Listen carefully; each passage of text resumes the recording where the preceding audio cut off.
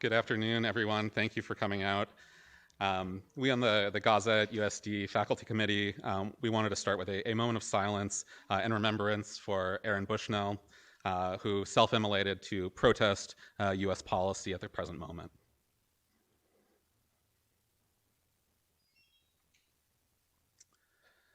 Before I introduce our distinguished guest, I wanted to let you all know about some upcoming events.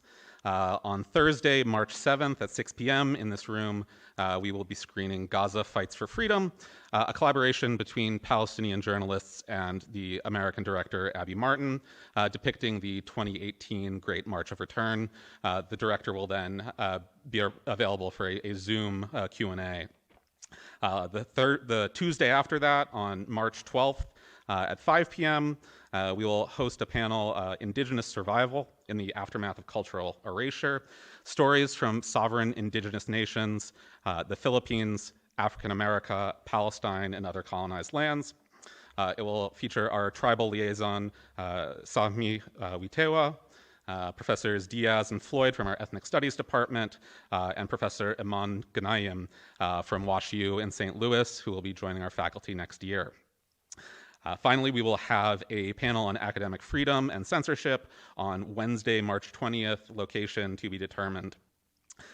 Continuing on that theme of academic freedom, the non-tenure track or adjunct faculty union, including me, will be holding a teach-in across the street at the Learning Commons, room 104 at 12:30 p.m. To tell our story of unionization and answer any questions students and faculty may have about our homegrown movement and goals.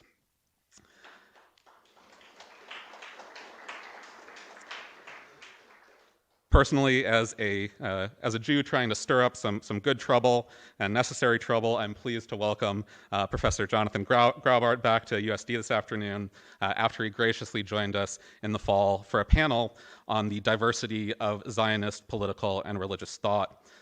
Dr. Graubart teaches in the political science department at SDSU, where he covers topics like international law, Zionism, Palestine-Israel, and resistance politics. He's authored a number of articles, as well as the books Legalizing Transnational Activism, and most recently, Jewish Self-Determination Beyond Zionism, Lessons from Hannah Arendt and Other Pariahs. A multi-hyphenate, Professor Graubart has worked as an attorney, as writer and an editor for the progressive Jewish publication Tikkun, led by Rabbi Michael Lerner, and allegedly as a fisherman.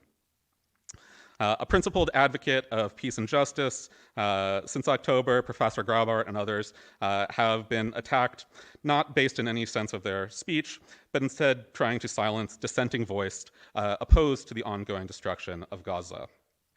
And indeed, dissent is a key concept of his current work, as you will hear, drawing on the long history of Jews swimming against the prevailing political current. He is a proud pariah for peace and justice. Join me in welcoming Professor Graubart back to USD.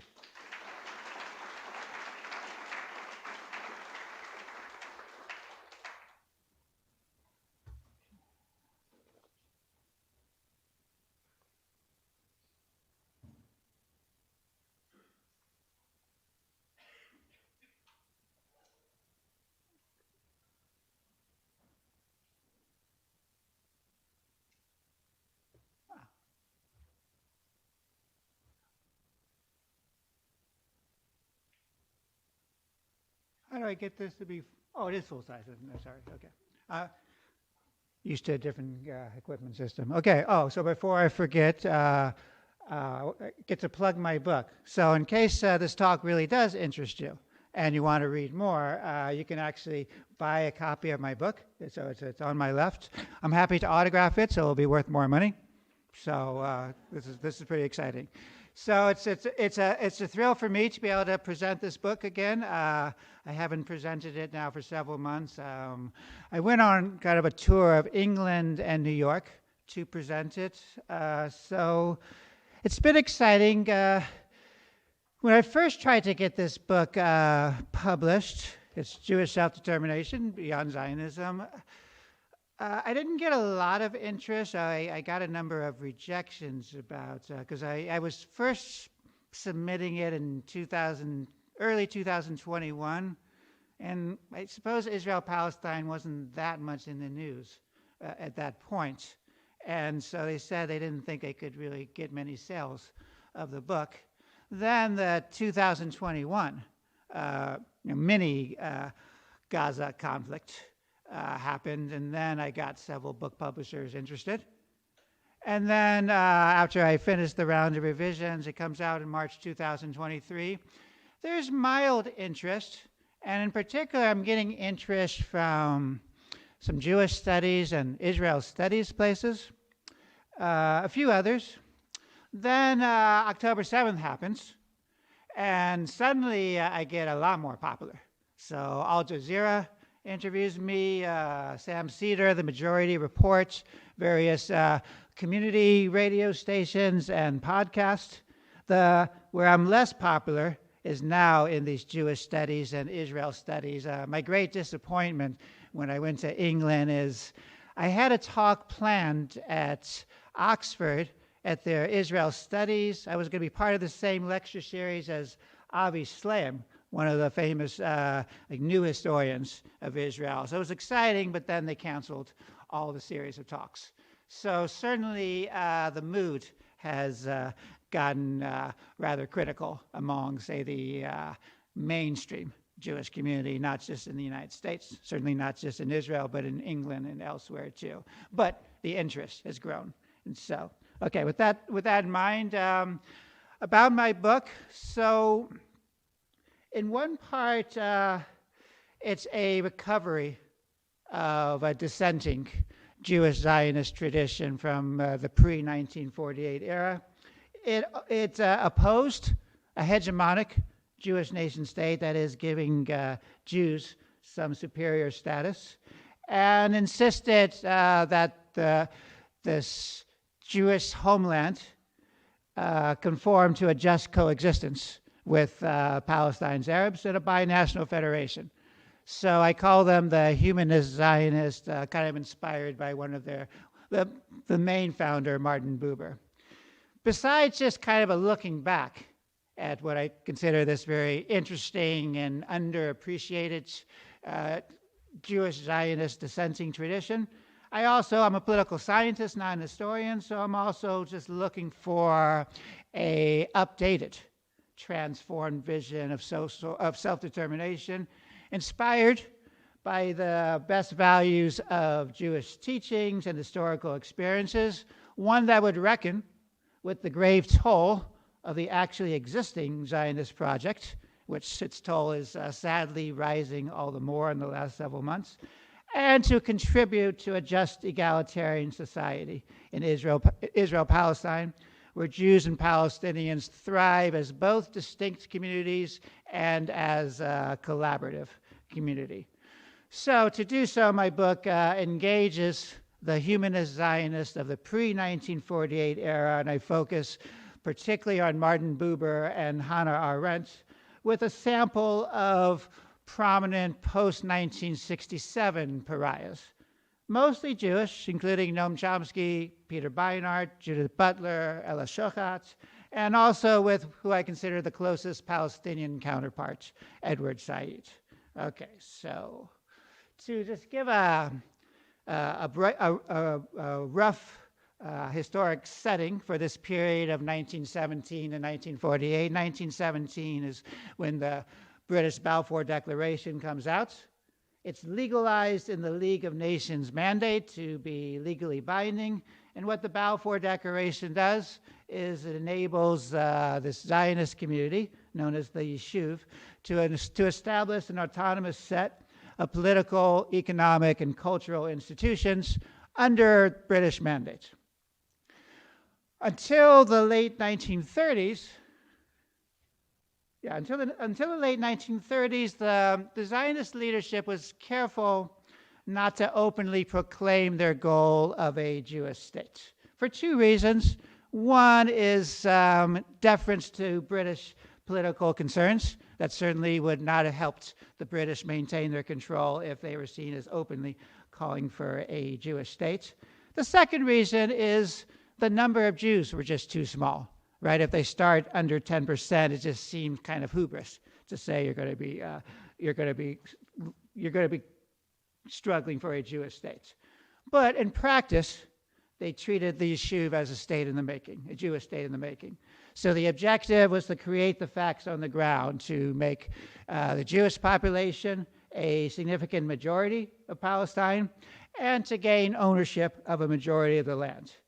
The Yishuv kept mostly separate from Palestine's Arabs, other than employing some as contract workers. So the Yishuv is shaped by a variety of political ideologies. The overarching one, of course, is European-style nationalism, nation-states.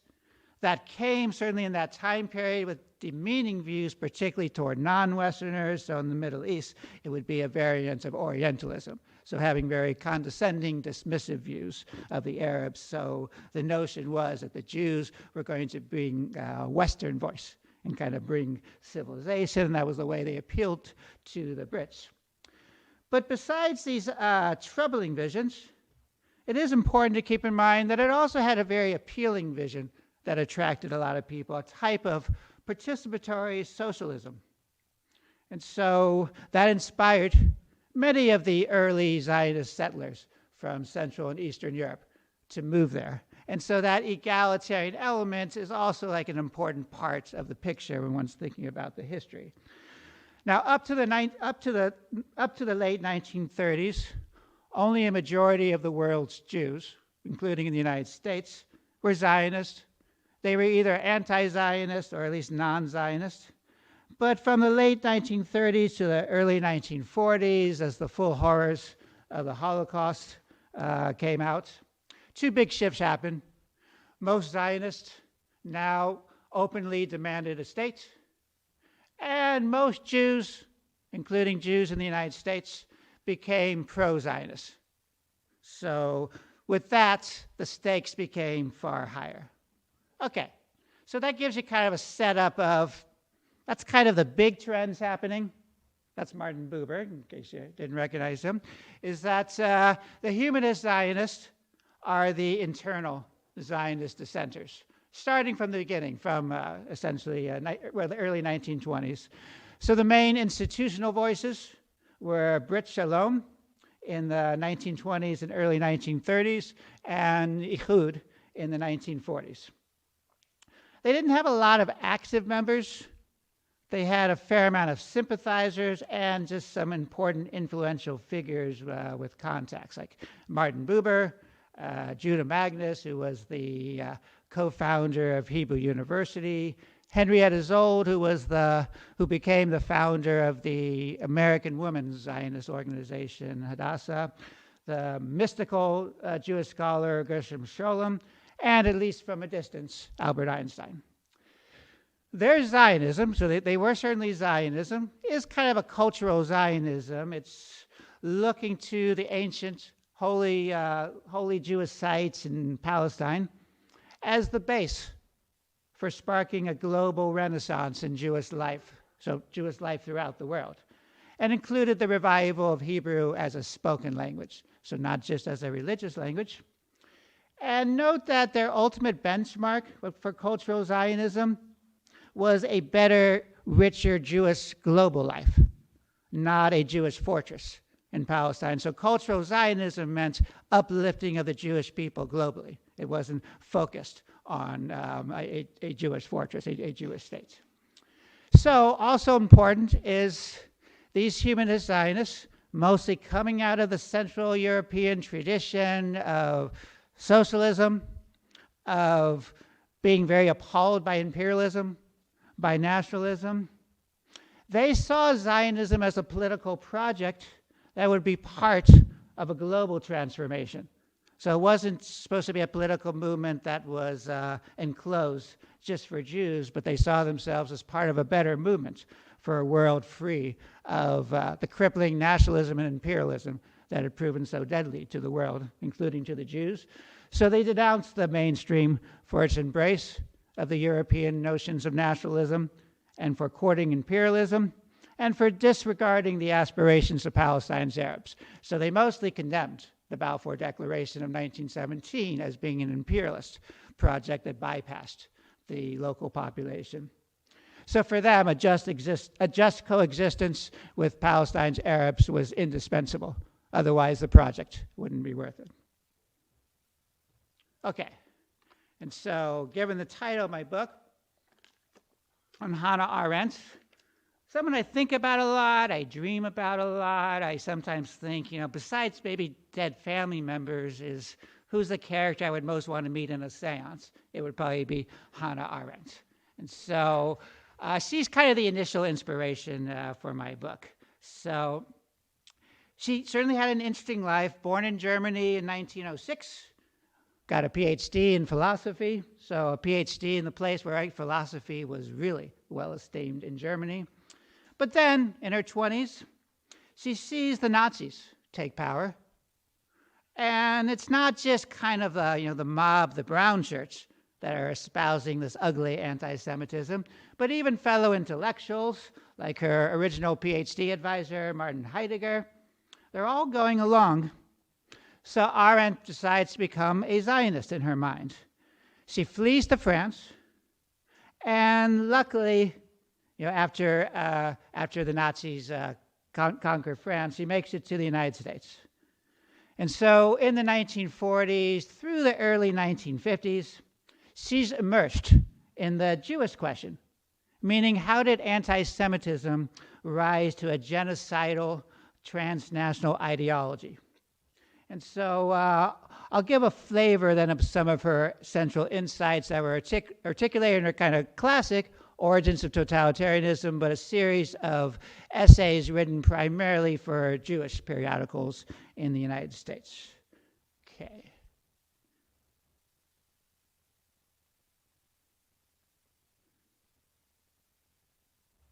Let me see what was it. Oh, sorry, I didn't finish. Okay, yes. Okay. Just to start, so she rejected the eternal anti-Semitism syndrome. So the eternal anti-Semitism syndrome she defined as the doctrine that it's demonic, that anti-Semitism is that anti-Semitism is something that will always exist. There's nothing that can be done to stop it, and one's just the outsider. All the Gentiles are looking for opportunities to do in the Jews. To her, this was ahistorical and kind of an excuse for not engaging with the world. So her argument then, in short, is that we have to understand anti-Semitism as an evolving concept. So this political anti-Semitism that becomes genocidal by the 1940s is shaped, she argues, by a series of external historical events, and also what gets her into some trouble, the ways Jewish communities in Europe engage with the outside communities.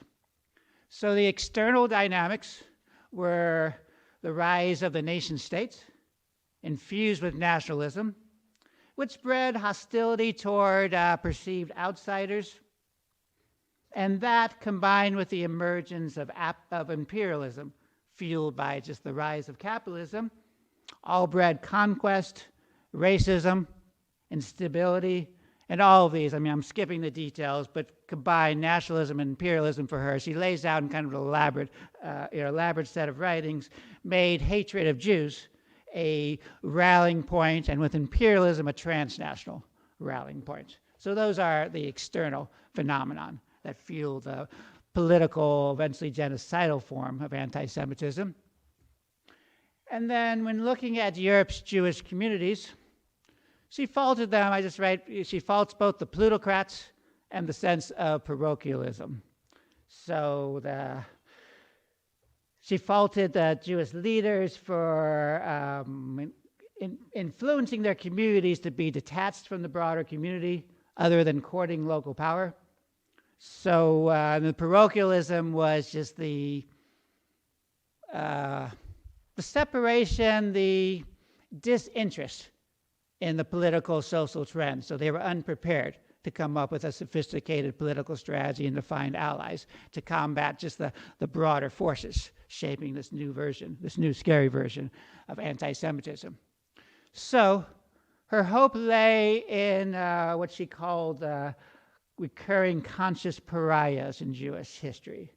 So here she's influenced by the French Jewish anarchist Bernard Lazare, who was writing the same time as Herzl about the Dreyfus affair in France, but coming up with a very different vision of what we need to combat rising anti-Semitism. So the idea of conscious pariahs, which is a way of dealing both with internal oppression or internal dysfunctions within the Jewish community, but also, more importantly, ultimately, the external dimensions, leading not just to terrifying anti-Semitism, but to this awful world in general. The conscious pariahs in Jewish history, she argued, are ones that both resisted the anti-Semitism and the subjugation of Jews from the outside, but also internal hierarchies within the Jewish community and the parochialism.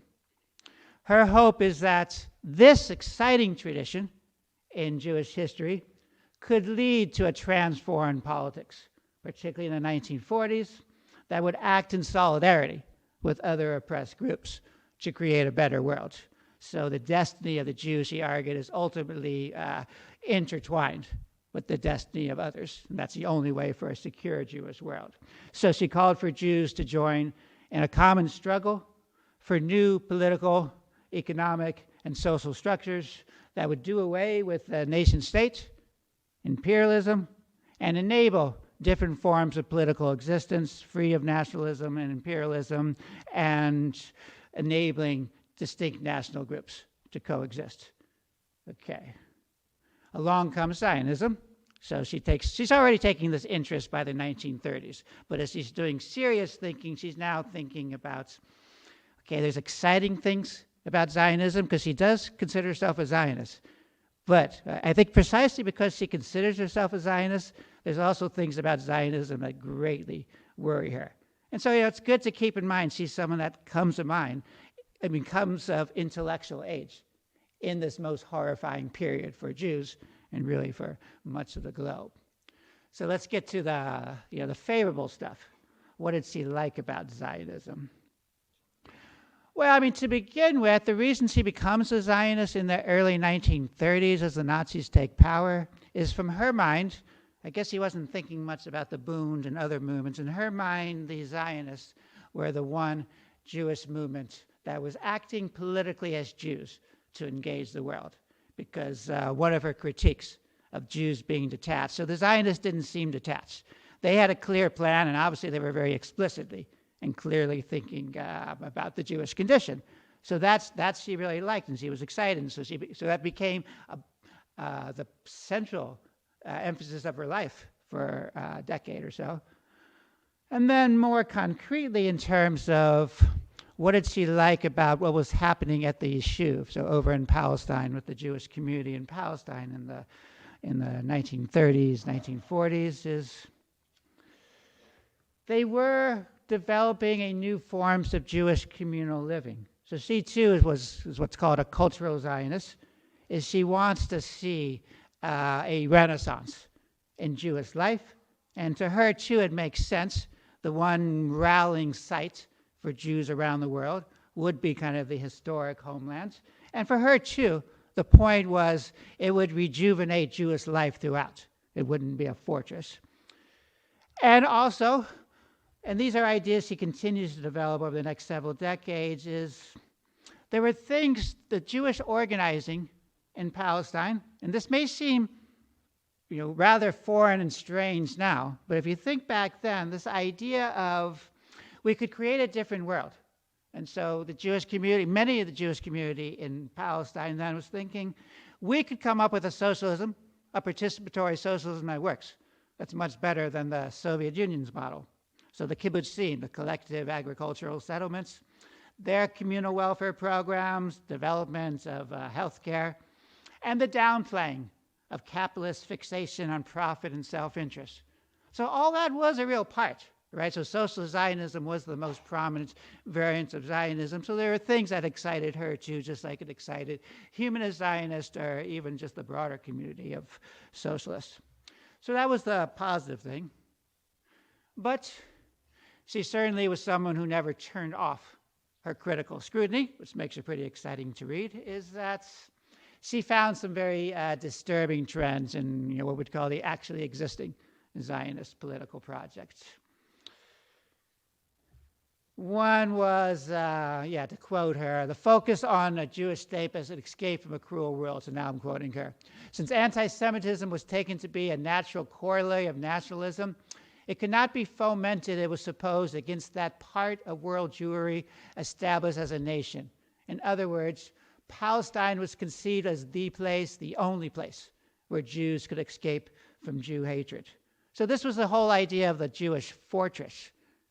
And it was kind of saying, okay, so any Jews that remain anywhere else are kind of doomed and we don't care about them.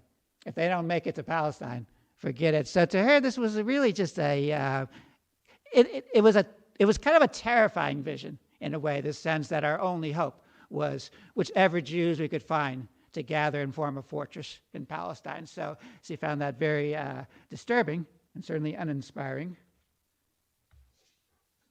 It turned the vision of cultural Zionism on its head. Suddenly, the only concern is what happens to secure a fortress in the land of Palestine. Also, while she wasn't as good about this, say, as Martin Buber and some of the other humanist Zionists, she certainly also pointed out that the mainstream Zionist community's treatment of Arabs in Palestine and the region, where it was a problem, they were seen as just obstacles to be defeated rather than as partners for a new vision of coexistence. So they were carrying on this old idea of a kind of tribal nationalism where people could only live among each other and it wasn't possible to coexist. And then more generally, she saw the prevailing Zionist political movements as, instead of trying to find a better world, both for Jews and for the globe, it was embracing the global status quo of nation states and imperialism. Such a politics, she warned, would produce an ugly militarist Jewish state and reinforce the reigning global order that had been disastrous for the world and including for the Jews. And so she writes, the erection of a Jewish state within an imperial sphere of interest, so at that point Britain is the one they're counting on, but the United States would be the grand prize later, may look like a very nice solution to some Zionists.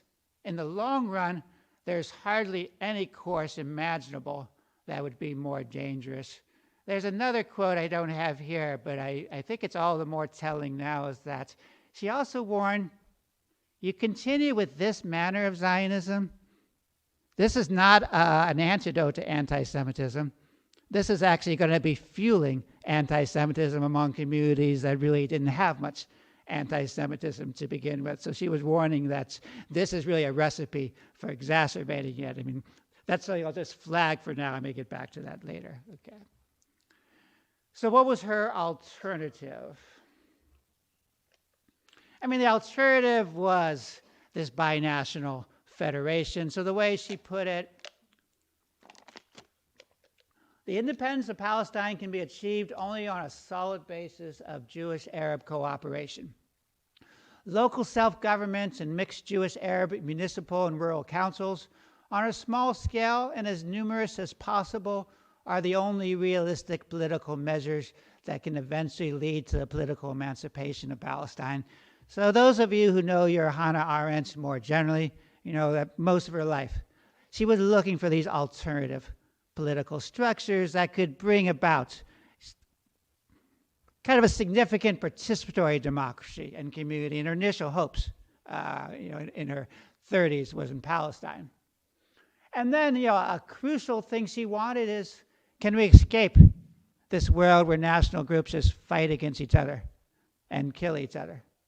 And so she was hoping that Palestine would be a model for a new form. And so she writes, the idea of Arab-Jewish cooperation is not an idealistic daydream, but a sober statement of the fact that without it, the whole Jewish venture in Palestine is doomed.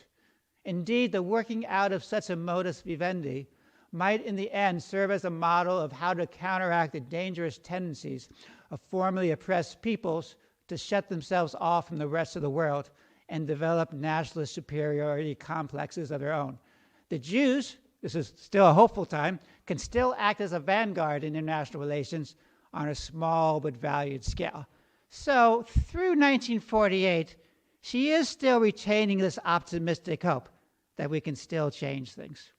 And the idea is the stakes are very high, and this could be something we could be really proud of and like a model for the world. Okay, so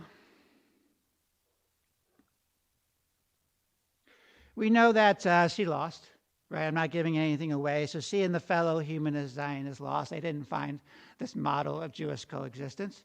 It was all-out war in 1948. The Jewish nation-state was forged in conquest, and the Nakba, which some of you were here a week ago to learn the specifics about the Nakba. And it did, as Arendt feared, inaugurate a new era in Jewish history, one where via Israel, which purports to act on behalf of all Jews, Jews have become subjugators in lockstep with the dominant imperialist power of the post-World War II era, the United States.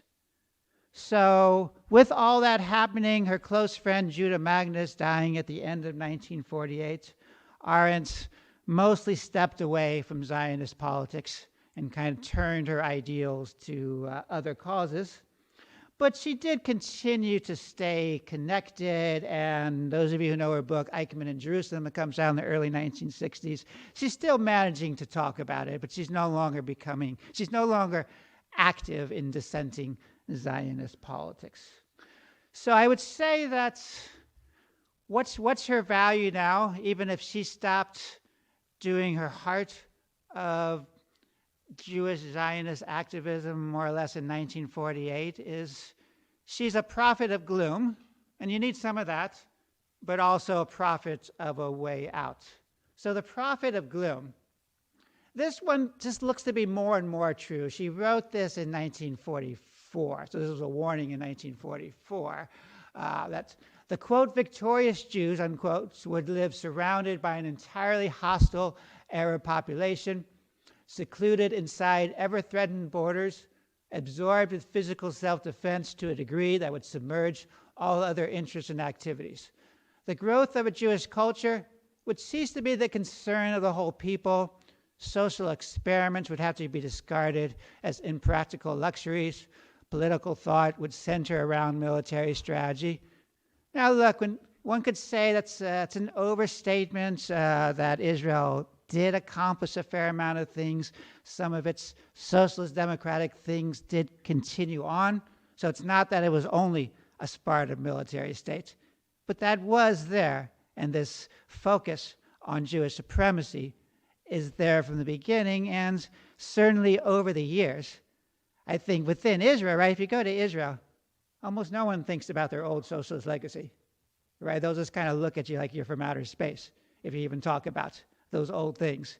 So more and more, I mean, as Israel is becoming less even formally democratic and less formally liberal, this is looking sadly to be more and more true.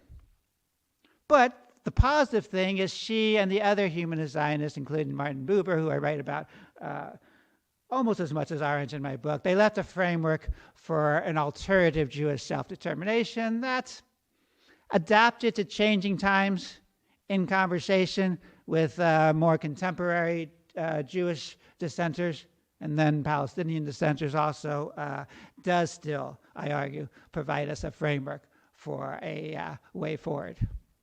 So much of my book then engages Arendt and Martin Buber and the whole humanist Zionist view with a number of post-1967, and particularly the last couple decades, dissenting Jewish views. I won't go into all of them, but one big thing that was a primary influence, I think, of my thinking early on is, if you think now,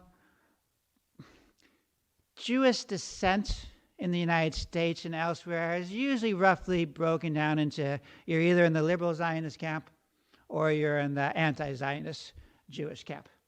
And it's become hard to say, well, I'm not either anti-Zionist or liberal Zionist, precisely because Zionism now seems to be a demand for a hegemonic Jewish nation state. So what I do is just try to look at what can be learned from each insights to mind. So there's things that, inspired by the old human Zionists who proudly called themselves Zionists and had a vision of self-determination, there's things that I think neither the modern liberal Zionist Jews or anti-Zionist Jews get right, but there's still a lot we can learn from them. So where I depart from them is, for liberal Zionists, I think it's becoming increasingly hard for them, but they maintain their support for a hegemonic Jewish state where there's some sort of concrete advantage that Jews get, whether it's in land, advantages one gets from being in the military, and certainly citizenship rights, being able to immigrate.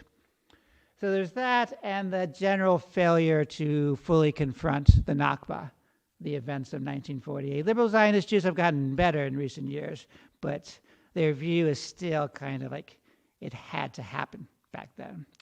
For anti-Zionist Jews, where I depart from them, and where I get inspiration from the humanist Zionists, is they typically dismiss that there was anything appealing about the pre-state Zionism, or that there was anything exciting and meaningful to Jews about Zionism.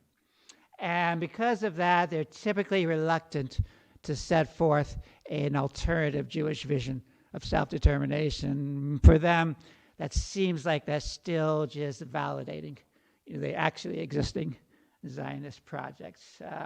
So I bring out my distance, but I think there's much we can learn from both liberal Zionist Jews and anti-Zionist Jews. For the liberal Zionist, I do think it's important to keep seeking a positive vision. So even though my vision is not quite the same as the standard liberal Zionist vision, the idea that there can be something appealing and it can be made compatible with democracy and civil rights and civil liberties, that remains very important, especially now with both democracy and civil liberties are certainly on life support in Israel, like you could say even among the Jewish population. And the idea for liberal Zionists of supporting some kind of what we would call affirmative action programs for Palestinian citizens of Israel.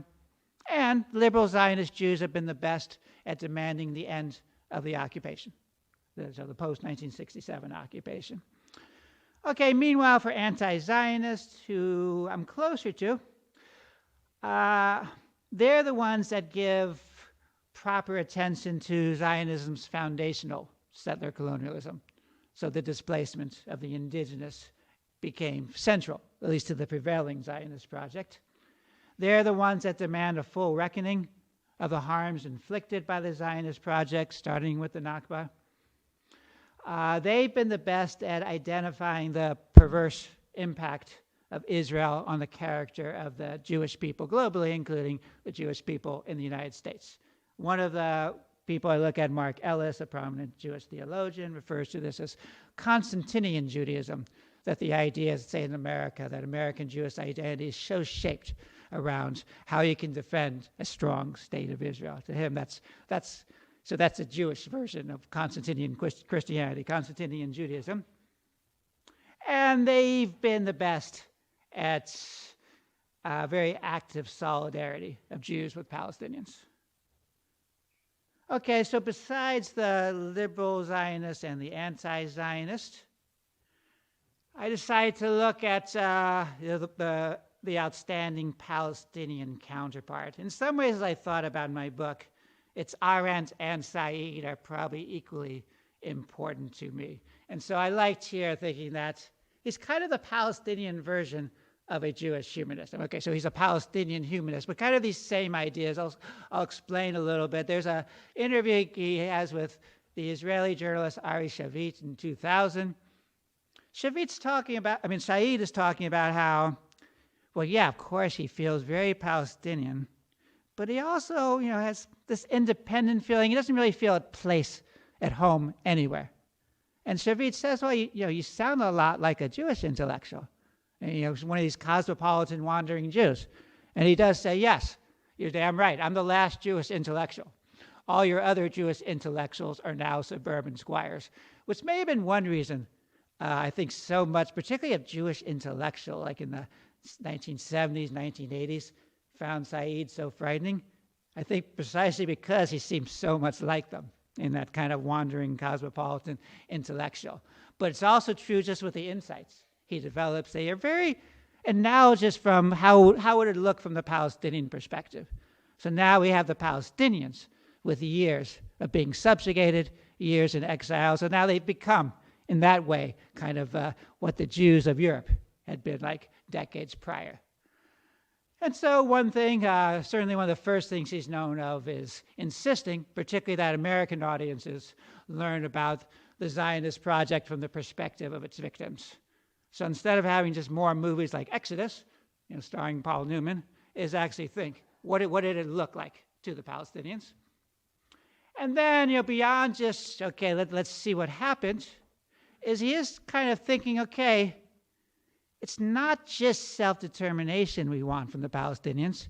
Just like, the best of the Zionists, we're not just looking for a Jewish self-determination, but something that would be very exciting and appealing, is he's looking for that too. He calls it the Palestine idea, which breaks down to this sense of liberation that's inspiring particularly peoples across the formerly colonized world, and this sense of a pluralist democracy. By pluralist meaning that anyone living there, so let's say as the PLO becomes open, right, to the Jews who are there would be part of this, the Muslims, the Christians, so that sense of a secular pluralist democracy. So that's part of it's analogous to Arendt, looking for a way of distinct national identities to coexist. And then particularly by the 1990s, when he's just disgusted by what the PLO has become and Oslo and what he saw as a sellout, he is very analogous to Arendt in scrutinizing Palestine's plutocrats and parochialism.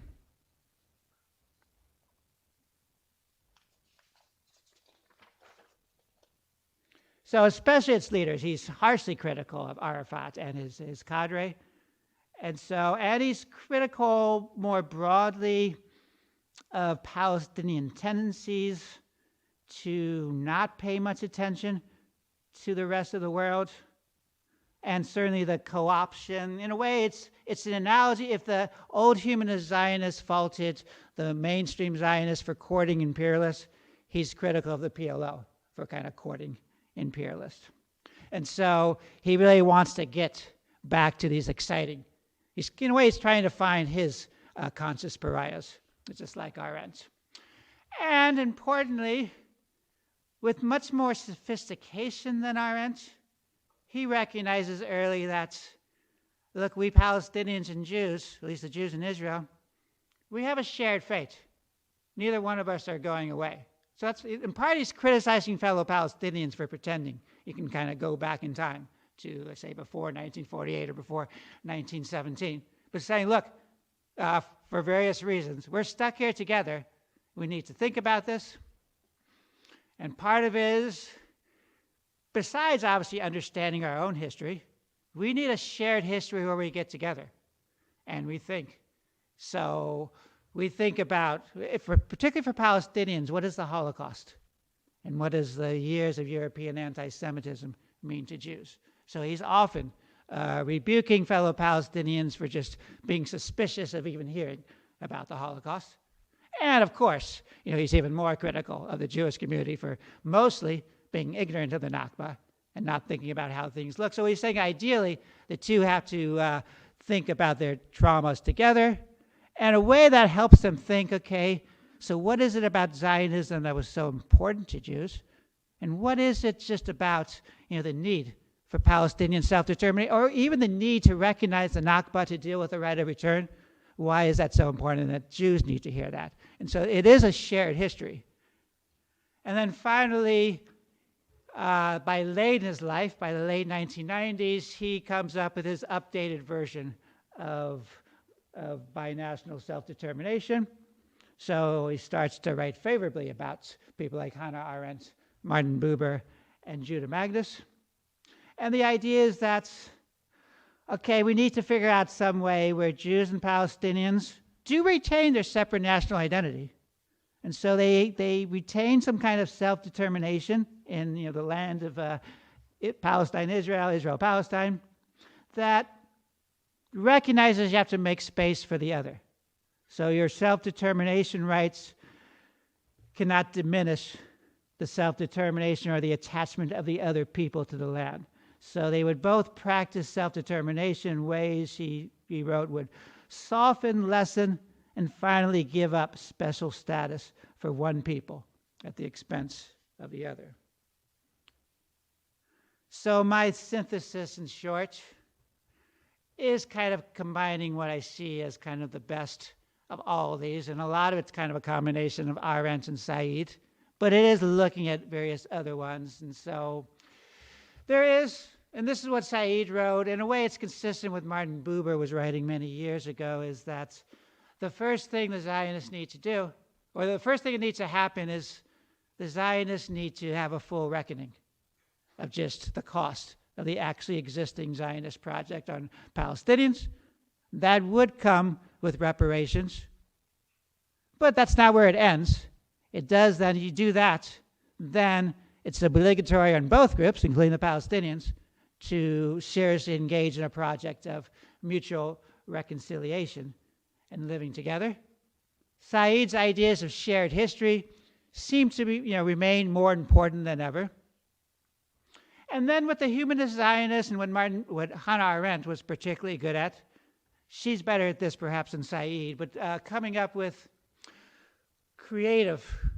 And so I don't know, you call it two-state, one-state federation, but the point is you need to come up with creative political, social, and economic institutions to enable an egalitarian binationalism. Certainly it's a draw from ideas from other communities that certainly recognize that you really do have two national groups that aren't going away and they're not going to lose their distinct identities. And then this is primarily inspired by Said, is that, okay, who do we look to for hope? Okay, in Israel it's fairly dim. Even in the hearts, let's say of occupied Palestine and the West Bank, East Jerusalem, there's some elements, but in particular, he was looking to a vanguard, and particularly in diaspora, so certainly places like the United States, that I think for various reasons are much more familiar with the other, but more importantly, are far less parochial. As minorities elsewhere, where you're interacting with a lot of different groups, there is this sense that you have more abilities to kind of open up. So the diaspora of both Jews and Palestinians is probably more important than ever. I mean, Said argues, and I agree. And so he's looking for those who will display, quote, innovative, daring, and theoretical willingness to get beyond the arid stalemate of assertion, exclusivism, and rejection. In my book, I do point to one fairly concrete Palestinian Jewish initiative to kind of think about what it would look like. But now I just want to close with some preliminary thoughts. This is kind of my new project that follows from this on what's a dissenting American Jew supposed to do in the post-October 7th world. And so I've been thinking about this a lot, is, okay, in one sense,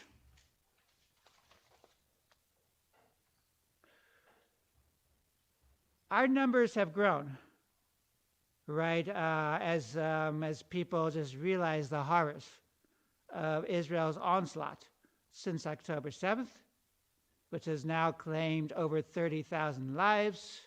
It's also led to some horrors in the West Bank. And the way things are going, all of Gaza is threatened with famine. So the scale of horror is just devastating and unprecedented, going beyond the Nakba.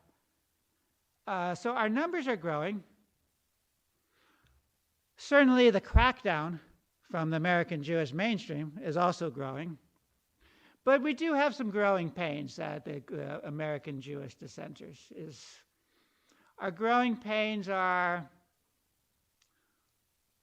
okay, how to deal with anti-Semitism and how to deal with our emotional bonds to Israel, how to advance a distinct Jewish identity that enables us to be more confident in working with the Palestinian solidarity community and the broader solidarity community.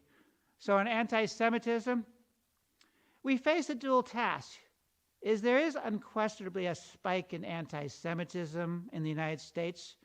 Some of it is connected to attacks on Israel, but we also face the task that the mainstream Jewish community is intensifying its politicization of the charge of anti-Semitism to silence and discredit critics of Israel. And this is happening a lot on college campuses, like this one and mine of San Diego State. Think about groups like the ADL, the Anti-Defamation League. It's now counting like every protest on college campus about Israel as an instance of anti-Semitism. So it's just becoming very hard to like know what really is anti-Semitism versus positions on Israel they don't like. And the ADL, along with other groups, is trying to shut down essentially Students for Justice in Palestine and related advocacy groups, including Jewish Voice for Peace. So there is that dual challenge. On our relationship to Israel, I mean, this really comes up after October 7th. So now, like other Palestine solidarity activists, we're appalled and we condemn Israel's atrocities and the underlying Jewish supremacy that's embedded in prevailing Zionist ideologies. Yet, we are still like mainstream Jews, many of our family members, that also have a strong emotional attachment to Israel. So we were repulsed by the gruesome Hamas-led assault of October 7th. We grieved, we often knew, either one step removed or directly victims on October 7th, Israeli Jewish victims. Some of us were either uncomfortable or openly disturbed at the initial protest that lacked, say, a forceful denunciation of Hamas's actions and lacked expression, at least a full expression of sympathy for Israeli civilians. And so there was that kind of awkward position that many of us felt. And so in my current project, I argue that, again, going back to Hannah Arendt, is her efforts at carving out a critical diaspora Jewish identity. She did when the stakes for Jews were much greater, right? I mean, that really was an existential crisis when she's writing in the 1940s. But her view of how does one still be a Jew, appalled by something Jews are doing, but still very invested in the community, how does it help us carve out a more cohesive dissenting Jewish identity that does encompass a complex relationship? A lot of us are not going to be full anti-normalization, right? We just have friends, family, that Israel is important, just say like the US is important. So it's going to be something different, and we're going to have a multifaceted approach to anti-Semitism. I think it can be very useful for trying to delineate, what is beyond the bounds and what's legitimate criticism of Israeli actions. And I'd say with a firmer foundation for a dissenting Jewish identity, we'll be in better position to collaborate with Palestinians here and all other solidarity people, and not just speaking out against Israeli atrocities, but advancing a vision in the land of Israel-Palestine for coexistence that takes on broader reactionary forces in the United States, across the world, and the reactionary and parochial dynamics that plague both mainstream Jewish and mainstream Palestinian politics. So I see this as a collaborative lesson from Hannah Arendt and Edward Said ultimately, and I just thought of a chance for better, for worse. Do I have it here? Oh, yes. From the river to the sea, Palestine and Israel will be free together. I would think that would be a lot harder to demonize. All right, thank you.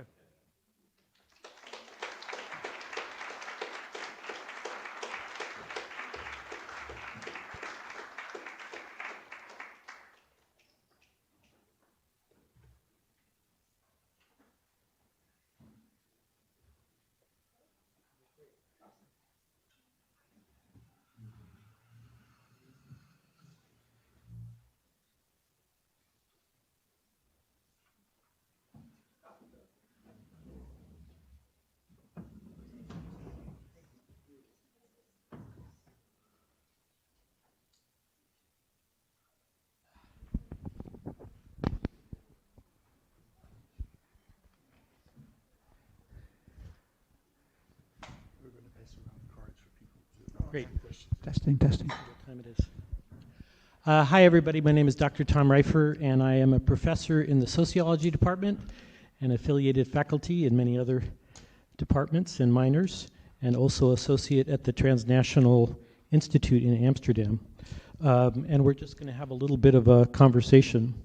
So first of all, I want to thank you because I haven't had a chance to read the whole book, but I've read a lot of it, and I find myself in unusual agreement with a lot of your arguments. And partly, let me just say, in terms of that I was born in Spanish Harlem, but I grew up behind the Orange Curtain, as we say, Orange County, California.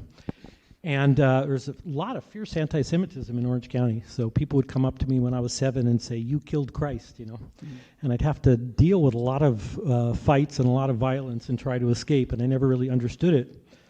But one of the things I think that's important about the book, and I want you to talk more about, is that it is kind of a rescue operation, because part of the debate, or maybe non-debate and talking at cross purposes, has to do with the fact that some groups, like the ADL, have defined a particular version of Zionism as Zionism. And one of the things that you rightly talk about is that there was this other alternative vision, which you called humanistic Zionism. I know it most intimately from my friend and colleague Noam Chomsky, who was the NAP chair here quite a number of years ago. He was totally secular as far as I know, even though his parents were very Jewish and embroiled in Jewish culture. And he was very much interested in this kind of libertarian socialism and binational socialist cooperation. So I think that we have to be careful, because there's been an enormous amount of talk about anti-Semitism. Almost none of it ever defines what anti-Semitism is. Now we should say, and I'd like you to comment on this, we're in a very strange situation, because we have the front runner in the Republican Party, somebody who responded to a rally in Charlottesville, Virginia, where people were chanting, "The Jews shall not replace us." And there's almost no discussion of that anti-Semitism, which is a very serious anti-Semitism worldwide. And there's a lot of discussion about anti-Semitism on campus, which is never defined, and probably is attributing most of what they define as anti-Semitism to a particular vision of actually existing Zionism. So I was wondering if you could talk a little bit more, maybe to the audience, about this kind of alternative humanistic Zionism, which was not based on exclusivism, but on this idea of cooperation on a global scale. Okay, good. I should say first off that Noam Chomsky has long been a great inspiration for me to.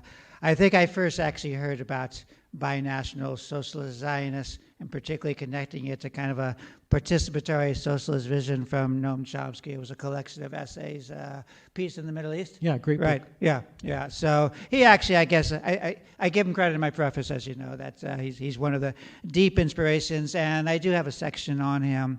But getting to your kind of main point is, I consider it of vital importance to kind of recover this alternative Zionism. That's I see the temptation. Like, the temptation is for me too to just say, okay, I'm now anti-Zionist, because if so much of the Jewish mainstream is insisting that Zionism means ultimately it means at the very least a Jewish nation state, right, that gives immigration preference, that really doesn't deal with the Nakba, and so it denies Palestinian self-determination, certainly at least Palestinian self-determination in the bulk of historic Palestine. If that's the thing, I mean, anything that's giving superior status to Jewish people, well, that appalls me too. So certainly, like a growing amount of young American Jews, I also would call myself anti-Zionist. But if the idea is some kind of Jewish self-determination, and it does make sense to kind of have that. It's not the only, I mean, I like those who know the Jewish boons. I mean, those are the ones that want to do self-determination where they lived, like in Central Eastern Europe. I mean, I'm a big fan of the boon too, but I'm still pro-Zionist in terms of Jewish self-determination in kind of the land that's meant so much for Jews throughout the world. So it connects Jews of European origin with Jews from the Middle East, North Africa, and elsewhere. And so also, I guess I'd say the overwhelming majority of us Jews, for good or for bad, Israel is kind of part of us. Even if we want to call ourselves anti-Zionists, I think we're likely to feel some connections, to maybe have family members that are there, or friends. And so for various reasons, I do think it's important not just to talk about what one ultimately despises, kind of this, particularly this right-wing Jewish supremacy that's really taken off in recent years, is that we need to have, so that this affirmative vision that there can be something exciting about a type of fulfillment, autonomy, where, look, many of us still want to stay Jews. And so we're still looking for these communities where we can act as Jews, and each generation is going to define it and shape it how it was, but we do want to stay Jewish in some ways, and that element, that's a part of it, just a part of it, is going to be connected to a presence and some self-determination broadly understood, where that one can have distinct Jewish institutions in the land of Israel, Palestine. And then, so looking that we actually do have, a rich history of an alternative vision, and even many of the Jewish settlers who came out to Palestine in the first part of the 20th century, they weren't thinking kind of long term about, okay, we want a hegemonic Jewish state that makes most of the Palestinians disappear. It was more like they were, including like a young Noam Chomsky, they were thinking about, I want a different kind of life there. And so it's not just historically interesting to think there was a distinct group of national self-determination that didn't mean the zero-sum game that the Palestinians have to lose, but it's something appealing. And look, so for me, it's very important, just as a Jewish person, to revive that humanist Zionism. But ultimately, I think beyond the case of Jews, beyond the case of Israel, Palestine, is national identities, something are with most of us throughout the globe. And so, that was Hannah Arendt's project too, was how to think of national identities in a way that didn't give one group the power to subjugate and displace the other, and allowed for an affirmative, just coexistence toward a better world. And so I think humanist Zionism is part of that. And ultimately, I guess I see no choice except to try to reform or transform the idea of Jewish self-determination. Just to follow up on that, I think that one of the things that's been troubling to a lot of people since October 7th and before is that people have been told that they either have to be on one side or another, and they express particular ways about that. So Netanyahu says that if you're opposed to the siege of Gaza or the invasion of Rafah, then you're in favor of Hamas winning. Now, that's his particular point of view, but that doesn't mean that any of us have to subscribe it. And of course, when you're talking about people in the United States, we have a special responsibility because all of this is only possible because of United States financial and diplomatic support. So when we're talking about Israel, we're really talking about the United States. And when you talk about humanist Zionism, of course, we have these two particular communities and two peoples, but then there's also the question about just looking at the humanity of every single person who has been killed and every single person who has died and what rights they should have in this world. So maybe you could talk about that a little bit. Okay, good. Yeah, you made me think of kind of 3 points. At San Diego State I'm on, we have a presidential task force on addressing anti-Semitism, and at this point I'm pretty much the only one that doesn't want to argue that pretty much any kind of criticism of Israel is anti-Semitic. It's even getting to the point that if there's an associate student resolution at San Diego State that calls for a ceasefire, they want to do some rebuke. That in itself is somehow a concern of an anti-Semitism task force, which is really frightening. Has it really come to that supporting a ceasefire is now at least taking us down the slope of anti-Semitism? I guess because, it doesn't properly indicate how Hamas started it. And, the Palestinians could end it by just Hamas surrendering. So it is kind of frightening where anti-Semitism has gone. It's just so heavily politicized. My fellow task force members are mad at me because when we first formed, I did have some allies.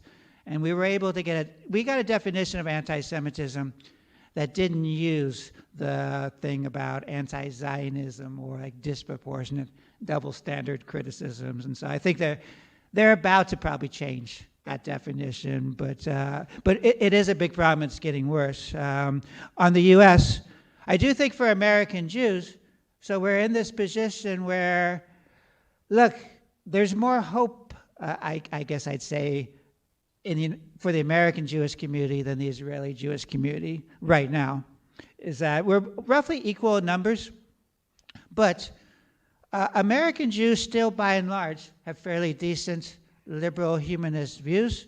It's complicated because many become very critical and defensive when it comes to Israel, but their broader view of the world is pretty tolerant, pretty open, and now among the young generation, it's growing the amount that's asking very critical questions. So I think for American Jews, we can do two things. We can, because we're roughly equal in numbers to Israeli Jews, we can really show a very different Jewish vision, including a Jewish vision of humanism more generally, and thinking about our relationship to Israel. And we do play an important role in making it easier for other groups, for Gentiles to criticize Israel strongly and not be accused of anti-Semitism, to give some space for politicians. It's going very slowly, right? Still in members of Congress. It's still, in most cases, still like a dozen or so in the House that do critical things. But I do think American Jews, we are in this pivotal position. And so I think it is an important period. And then, it ultimately comes down to what you said about the humanist Zionism.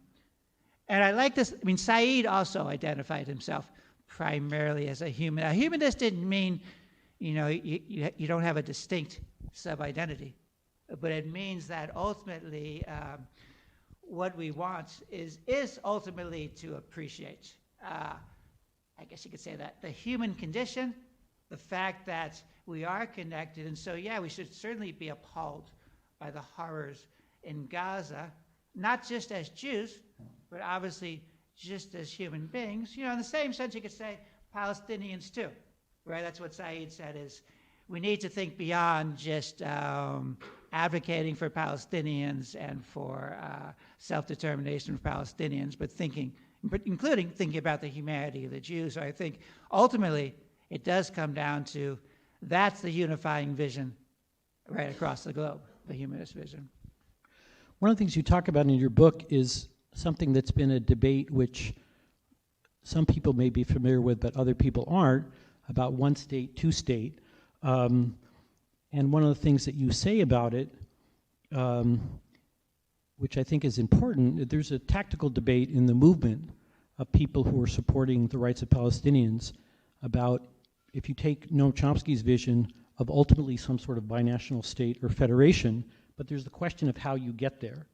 And so this is one of the reasons why Chomsky was critical of BDS and specifically favored the two-state solution, not because it's a perfect solution, but because the only way you can get somewhere else is through that, because it has widespread international support. But you talk in your book, which I think is very important, how that doesn't have to be the end goal. And I've been pleased by the fact that there has been some space in the movement to talk about the fact that people have major tactical disagreements, even if they have an agreement on what the end goal might be. Yeah, so I've certainly thought about that a lot, about one state or two state. I was frustrated. I mean, I've been involved with Jewish Voice for Peace, and then before there was a Jewish Voice for Peace, there were other left dissenting Jewish groups. I've been part of them since the early 1990s. There is kind of the constant thing of where do you stand? Both, are you Zionist or not? And are you one state or two state? And it's sort of the view like if you're really, serious, you're both anti-Zionist and you're one state, everything is a sellout. But it does sort of move past, okay, what is it that we're really talking about? What kind of vision do we want? Certainly want something that's not just like a hegemonic Jewish state and then a much smaller, weaker hegemonic Palestinian state, but one's thinking, how do you get progress? And so, yeah, I too have been shaped by Chomsky and others thinking that, okay, how do you get there? It's still a lot easier to envision ending the occupation. I know it's become harder. I know Ted and I have some disagreements probably about that, but there is kind of a global international law structure, right? The ICJ, International Court of Justice, is probably about to rule that the occupation itself has become. I mean, that's my betting money, is that they're going to rule that the Israel's occupation of the West Bank, East Jerusalem. I'm not quite sure how they're going to treat Gaza, but all that's illegal and needs to change.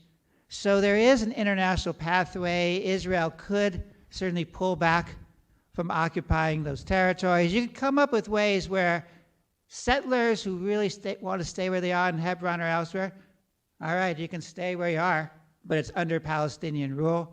I mean, so there are ways you could really make two-state work that that can work off an international consensus that's already in place. So, yeah, in general, I agree with that. That's one should think two-state is a means. You're thinking about how can you get more just relations between Israelis and Palestinians and ultimately a more peaceful coexistence. If you could go right to just the single binational state, that would be great. We would all love that. I think the only thing that's changed for me is it is true that obviously even two-state is utopian now. So, yeah, I mean, people say that all of it's utopian because you have an Israeli political culture that's absolutely not interested in any kind of compromise whatsoever. So two-state, none of it matters. It's all unrealistic. But I'd say now that because there's nothing really on the ground, even for a two-state, is ultimately we need this internal transformation. And so like my book and kind of my continued work is how on a small scale do you kind of bring about these changes? I think that's what Said was doing the final years of thinking about shared history, recognizing the permanent attachments. All that will have to happen, I think, even to get to a satisfying two-state resolution that will get us. So that's the only part that's changed for me is I'm now much more focused on thinking about the internal transformation. I still think it's a distraction, I guess, to say I'm either one state or two state.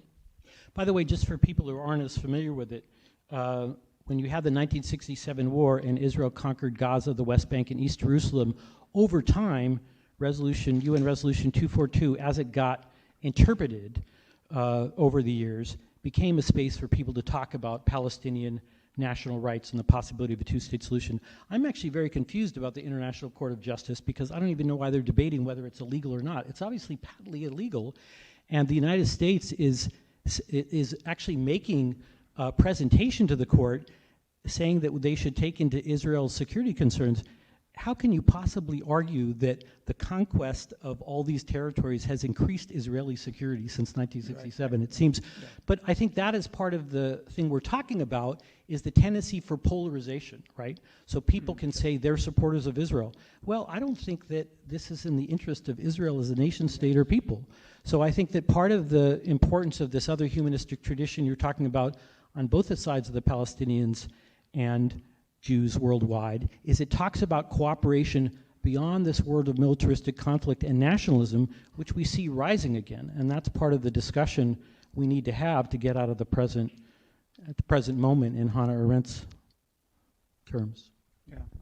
Well, I would say another thing that how Chomsky helped shape me is very early, starting in the late 1960s, when he's writing seriously about Israel-Palestine, Israel-Arab conflict, Israel-Arab states in Palestine, is that these people, like in the United States, these mainstream American Jews that call themselves, quote, pro-Israel, unquote, are really anti-Israel because they're supporting the chauvinistic nationalism, which is a very unappealing Jewish state, and it's just increasing hostility toward Israel from Palestinians in the region. So they want a type of Israel that's like what Arendt warned about.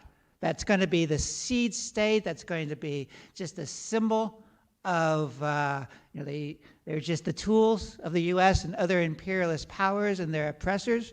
And it's like, how is that pro-Israel to want to have that kind of fortress state that's so linked to the U.S.-based imperialist order? And so Chomsky, helped me in my younger days to kind of think through, because I did feel, I've because of my family connections, relations, I've always felt connected. Traveled to Israel a fair amount, but just like one thinks about how to be pro-American, one thinks about how to be pro-Israel. And so those who actually are demanding this kind of scrutiny and this way to get about it, to me, it's actually all the more depressing, including the fellow members on my task force, is they do honestly see themselves as supporting the Jewish community by saying the most important thing is standing by Israel and making sure you don't have any of those protests against Israel. And so, that part about thinking about what does it mean to be pro-Israel? By the way, we have a bunch of questions here, but I don't think that I'm necessarily the best person to ask them. Is there, John, is John here? Yeah. Okay. Anyway, thank you, and I look forward to hearing the questions and answers. Thanks, John.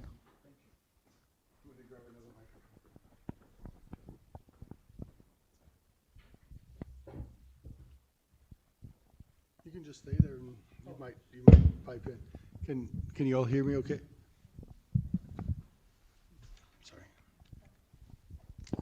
I have to read the handwriting. That's going to be the challenge. Yeah. All right, I'm just going to take it from the top. And when there's more than one question, I'm just going to pick one. I'll take the top one in here. Do Jews need a national identity? Do Jews need a national identity? Do Jews need a national identity? I guess no one needs. Oh, I'm sorry. Do Jews need a national identity?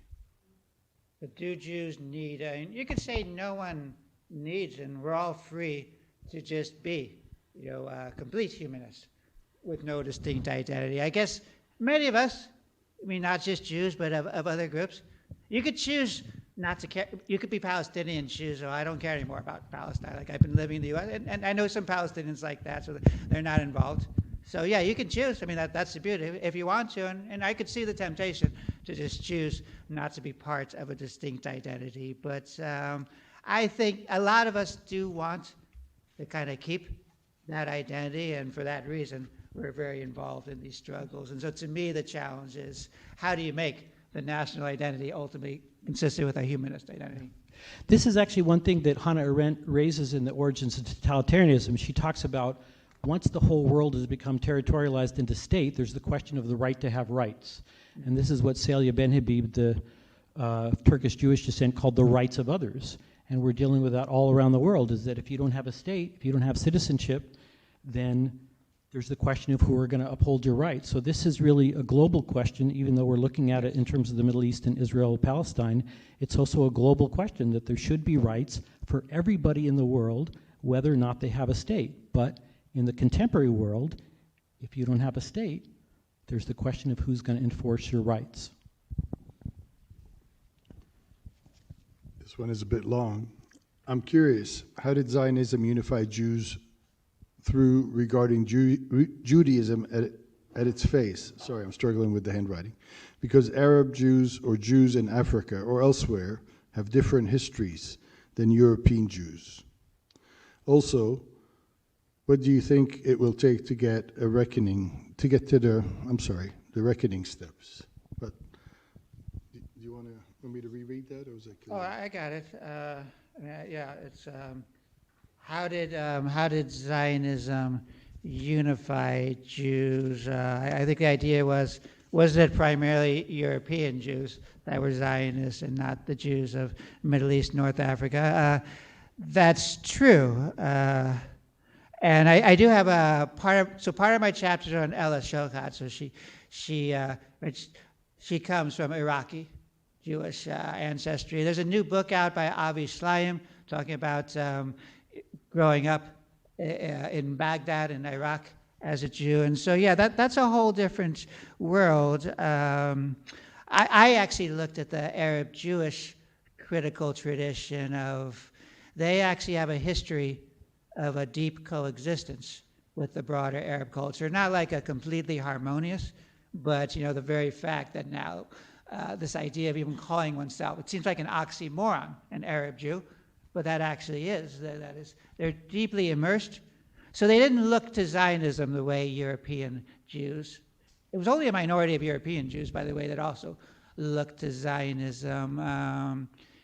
It's not so, it's a good question. It's not so much that it was a unifying vision beforehand. It only becomes unifying, and even for that, only in the United States and Europe for Jews by the late 30s, early 1940s in reaction to the horrors of the Holocaust. It's still not a unifying vision for the Jews of the Middle East, North Africa. I'd say it's probably only by the 1950s.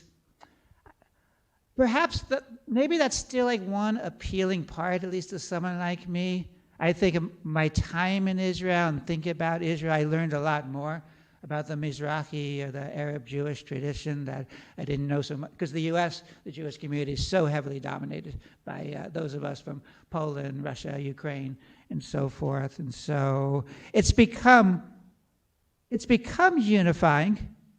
Right, even among Middle East, North African Jews now, the trick is to make it unifying in a way that it doesn't mean this us versus them in this hegemonic way. So yeah, it wasn't always unifying, and that's a good point to make. I guess I would just say, at this point, I just kind of want to think through what was appealing, what was unappealing. And now that it's become such an important part of Jewish identity throughout the globe, is that we really need to reform, transform it. How's the reckoning going to happen? Look, I think the American Jewish community is more receptive to it. So I think a lot more, particularly young American Jews, know about the Nakba than they did in the past. I think in Israel we're still a long way from the reckoning.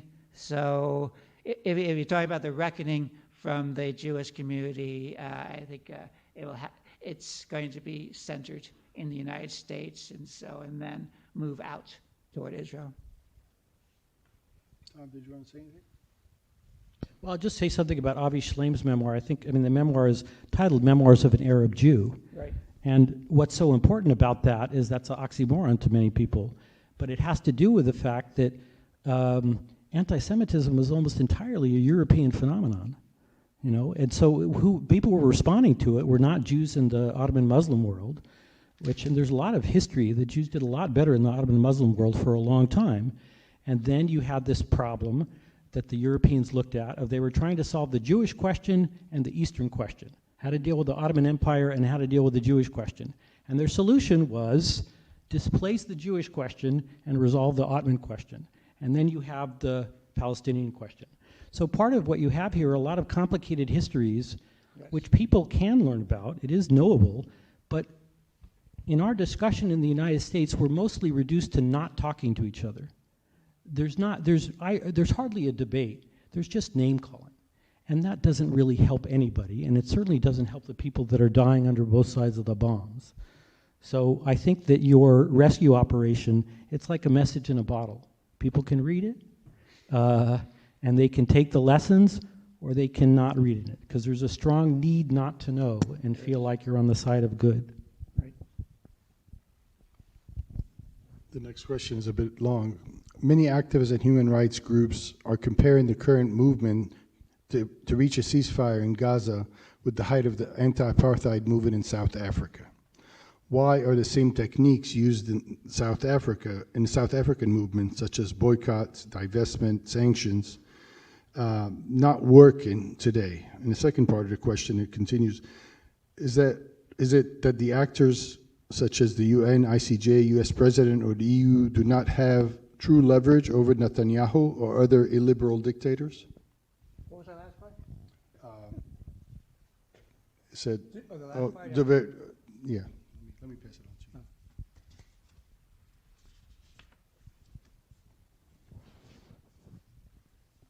you. Is it that other actors such as the UN, ICJ, US President, or the EU do not have true leverage over Netanyahu or other illiberal dictators? Okay. All right. Yeah. Okay. So it's a complicated question. It's actually been around, long before October 7th, right? Comparing the situation in Israel with resisting South African apartheid. I've actually kind of I've written about that elsewhere.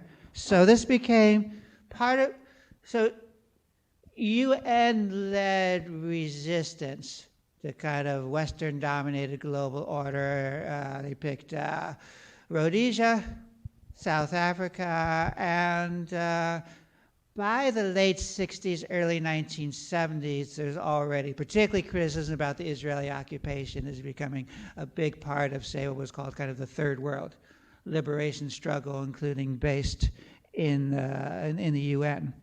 So it's been out there. It's a complicated history.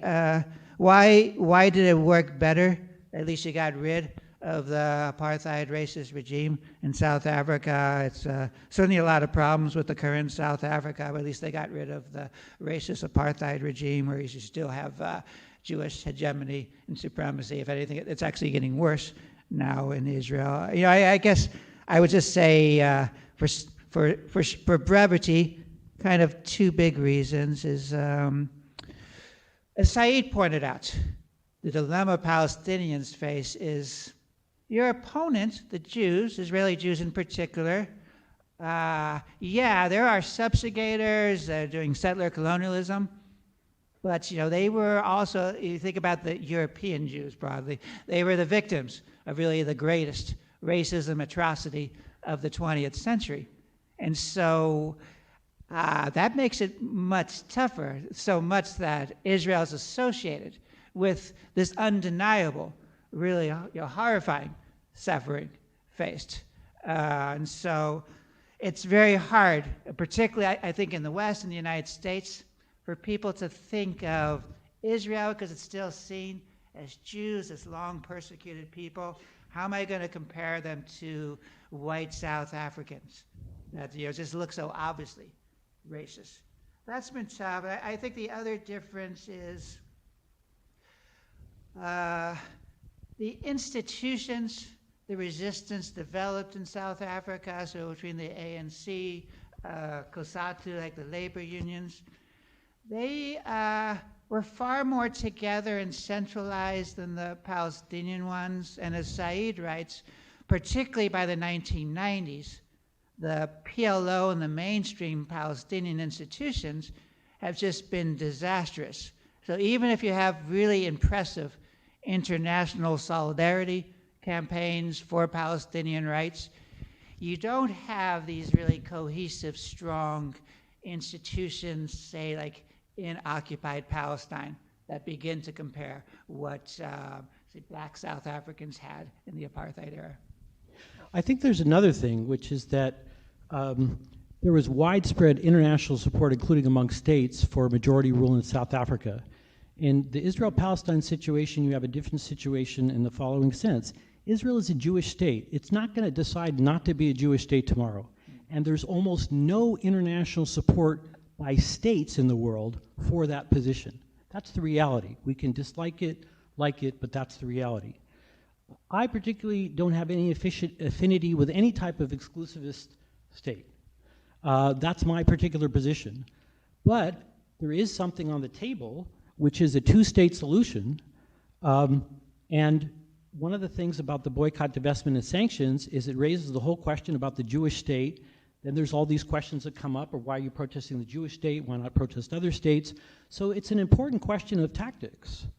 Now, in the movement, there's increasingly universal support for this idea of the one-state solution. And my friend and I, Dan Ellsberg, we used to talk about things in terms of degrees of impossibility. So here we're talking about two-state solution, one-state solution. In terms of the degrees of impossibility, a two-state solution is much less impossible. And also, the only way I think you can get to this other vision is through that. Now, one of the things I've been happy about is that my good friends here and in other places, we agree to disagree. We have very similar ideas, but we have different visions about how to get there. That's part of healthy and constructive debate and discussion, which is hard to have in such a polarized time, but I think we need it. Next question is, how can diaspora Jews and Palestinians tell the Israelis and Palestinians on the land how they should forgive and live together? How can this avoid condescension? I think it's a great question. I wish I had I guess I wish I had an easy answer in terms of thinking how you're going to change things. I'd say ultimately, Israel purports to speak on behalf of all Jews, and it remains the case. Let's say the United States, the other large concentration of Jews in the world, that Israel's a part of their identity. There's always been that tension between American Jews and Israeli Jews. It would be a lot easier if I saw more movement in Israel for kind of that movement toward reckoning and very different. So part of it's just kind of the practicality is Israelis still need, particularly American Jews, they need them for their support, maybe not as much as they needed them in the early days of Israel. The connections are still strong. And so I'm just trying to think practically from the Jewish perspective is I take some hope. There's a lot more possibilities among the American Jewish community. I mean, yeah, there are some small appealing elements among Israeli Jews, but it's very small. And just whenever you look at the public opinion surveys or when you go to Israel, it's just so depressing. So some of it's kind of practical. I agree that it's a really big challenge to change it in Israel. I would say also for Palestinians, the connection is there. I think the Palestinian diaspora has, in that case, long been important, often more important, for good or for bad, than the Palestinians in the actual site of historic Palestine. So there too, I certainly think they're in a position, and because the formal Palestinian institutions in the West Bank and Gaza Strip are either led by the PLO or Hamas, two very unappealing ones, as you can find much more exciting ones in the diaspora. So I don't have a perfect solution. It might sound condescending, but given that they're ultimately both connected, I just don't quite see. Otherwise, if we're really counting on the change to happen in Israel, we're really going to be waiting a long time. I wish that wasn't true. I don't even know about addressing the question of forgiveness because, of course, before you just have to stop the violence. And the United States holds the key. The current raising of Gaza would not be possible without U.S. financial and diplomatic support. So it's above all a question for Americans. And that central reality, for the most part, has not been in the news media. And that is the reality that we have to face because we are responsible for the cycle of violence. Yes. There's many, many hands. Many people have different degrees of responsibility. But we have blocked the path for a political solution. And there is a political solution. It's not a perfect solution, and not everybody's going to agree on it. But it's a vision for a better future. So we just have to think about, do we think it's acceptable to continue this killing, continue this violence? There is a path to stop it. And then we can start to talk about questions about forgiveness and reconciliation, but not when the bombs are dropping. And the cycle of violence makes it harder and harder for people to look at the other as human.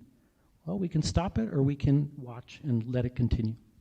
Yeah, thanks. I second the part, particularly about the distinct moral responsibility of American Jews. And we have a pivot that we really need to use, that a minority are using, but still only a minority at this point. I just meant Americans in general. No, I know. But I think American Jews in particular have a heightened moral responsibility. Is your microphone dying? Is it working?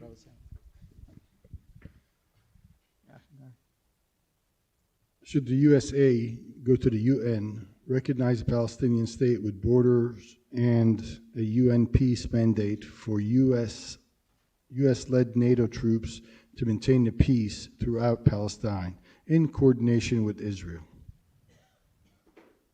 In coordination with Israel, huh? Okay, look, that distinct model is probably not going to happen. Would that still be better than the status quo?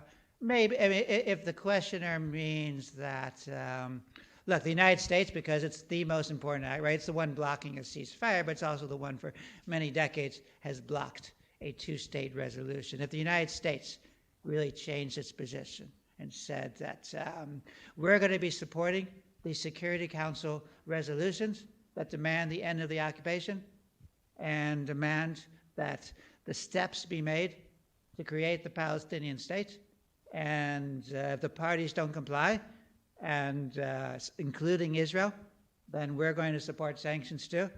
That certainly would make a big difference. We know we're far away from that, but I think asking for those kind of things, that the United States follow the international law consensus, right? That's been there now. I have a different article on that. It's been there since the late 1970s, that the occupation, particularly the settlements, are the biggest obstacle to peace and are illegal. And the just resolution means a independent Palestinian state on all of the occupied territories, so West Bank, Gaza Strip, East Jerusalem. If the United States actually was serious about supporting that and saying, look, we'll also commit U.S. troops, obviously they're not going to do that, but I think it's reasonable to ask, and that has happened, and particularly as U.S. opposition grows to the nature of the close relationship of the U.S. to Israel, I think starting with the global consensus and international law, saying, look, just support these Security Council resolutions that you've kept vetoing for multiple decades. Call for a two-state, and if the parties don't comply, and including Israel, then have sanctions. That would make a huge, I think it goes along with Tom's point. Since George Kennan, father of containment, said the expansion of NATO was the greatest single mistake of the U.S. in the post-Cold War era, I don't want NATO troops anywhere else. Fair point.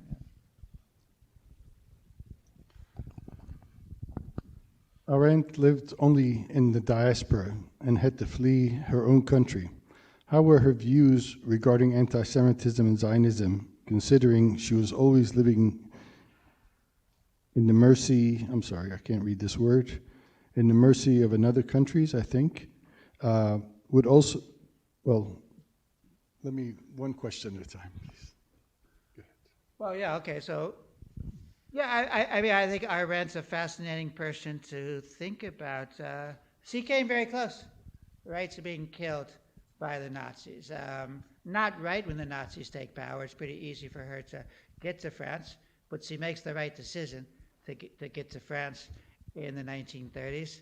And then there is that whole pivotal period where, first she's in it when the World War II starts, right?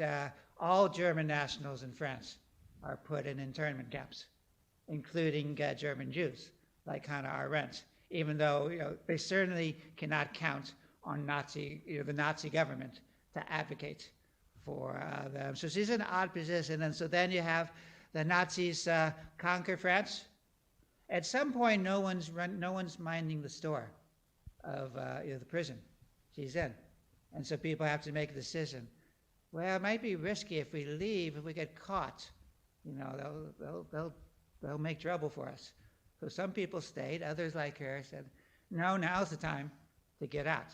So the point is she knew what it was like to not have any state advocate for her, particularly when she's at that opposition in an intern camp in France. And so she just barely survives being sent to a death camp. So she's constantly looking. And I think it's interesting. She doesn't take the path that, okay, we just need the Jewish nation state.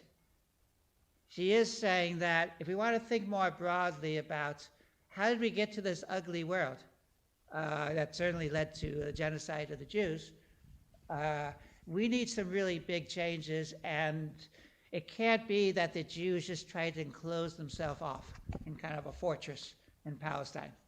If the world's going to be awful, even that is not going to protect us. So her personal experiences, it wasn't just, in her case, it wasn't, let's find a state that can protect me, is we need a very different order. So her personal experiences were crucial for shaping her views. Tom, do you want to say anything? You good? If Israel and Palestine were to be free, do you think they'll turn that hatred towards neighboring countries? Or do you see that as, or do you not see that as a possibility? Well, look, if Israel and Palestine were to be free, and free in the best sense, it would mean kind of a very different vision. So then, yeah, I'd say by definition, they wouldn't be turning their hatred. I mean, that's the old hope of, say, Hannah Arendt and the Humanist Zionist about what Zionism could accomplish, or Edward Said about what the Palestinian idea could accomplish, is this would kind of spread this idea of a far more pluralist, just egalitarian. So it would be a good thing. I guess, if you want to do more like fantasy, okay, so maybe they unite as some kind of ugly, shared, awful nationalist, fascist group. That's different. But in terms of kind of the vision, how can you imagine reconciliation and kind of a just coexistence? That's part of what would be exciting. Then it would be the model, which was what was hoped for many years ago, either on the Zionist Jewish end or on the Palestinian end. Once again, you come back to U.S. policy. I mean, who's supporting the dictatorship in Egypt? The United States.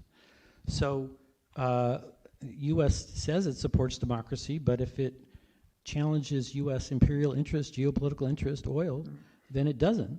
So that's been the barrier to the democratization of the Middle East, and the fact that you've had Israel there has made it possible for many Arab states to deflect attention from their own lack of democracy, which the West has supported, onto this external enemy. So a breakthrough in peace in the Middle East could be a game changer for the whole region. And what it, I think, lays out is a vision for a demilitarized world. We spend trillions of dollars on killing each other. We've done that for a long time, and that's the way the human race is going to go out unless we figure out a different way. It's possible, but we have to face the choices we're making. We have two more questions and almost perfect timing. Where does the Arendt-Einstein letter to the New York Times condemning the Irgun fit into the flow of her thoughts? Oh, for Arendt, yeah. So there was, I forget the specifics now, but Irgun rep. So that's right. That's the origins of the Likud party. Netanyahu is part of the Likud party. His father was part of the revisionists that supported Irgun. And so, there was a lot of fear about Irgun. Irgun was essentially a fascist, right, pre-1948 organization.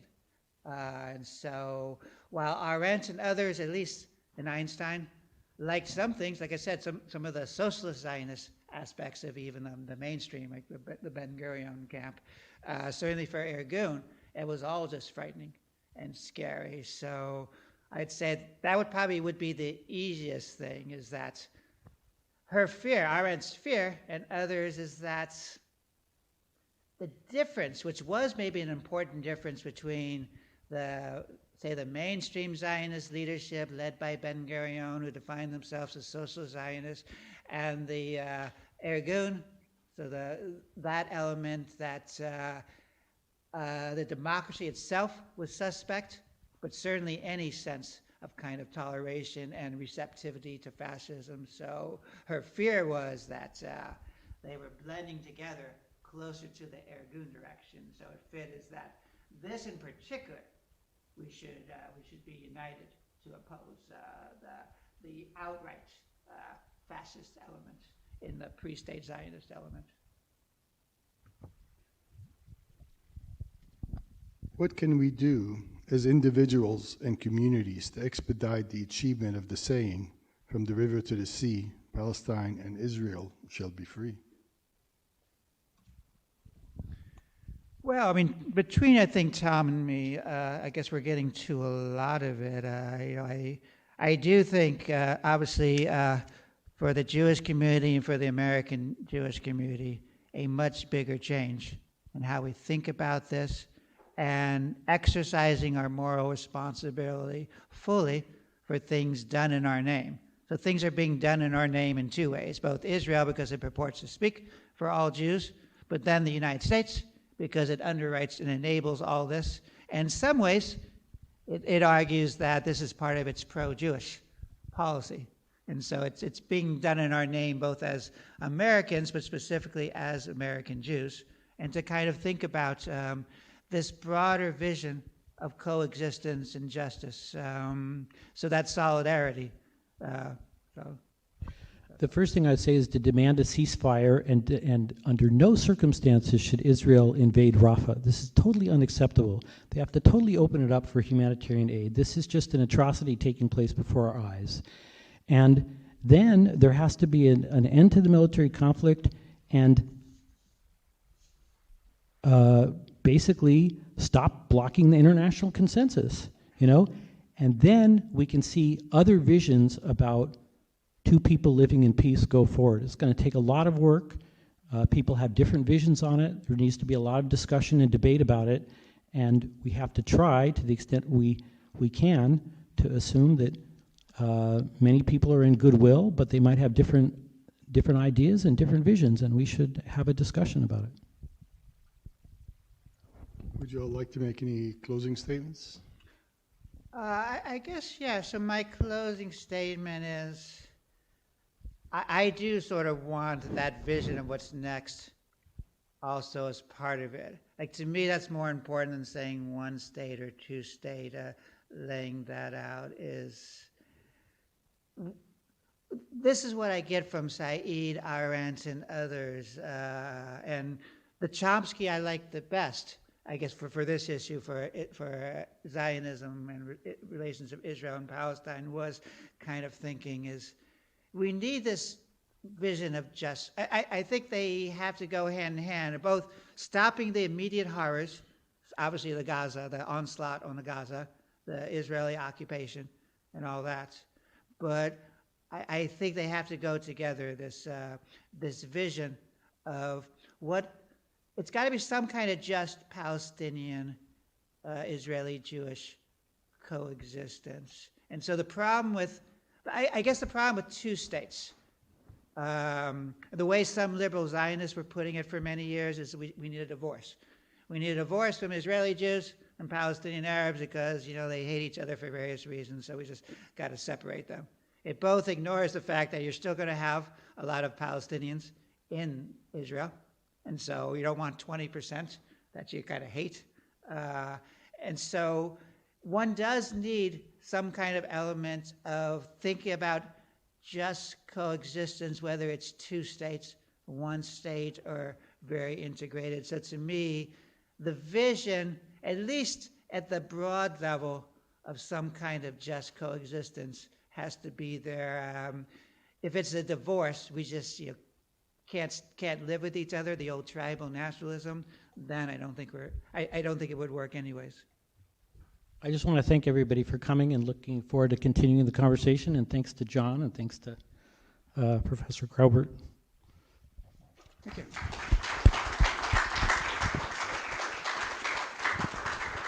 And there are books for sale in case anyone's That's interested. exactly what I Buy was his gonna book. say. It's very good. They're Jonathan's books there. I really, on behalf of the Gaza USD Coalition, I'd like to thank Jonathan, Tom, Ted, and thank you all for joining us for this conversation. Come back next week, Thursday the 7th, for a film screening of Gaza Fights for Freedom, right here.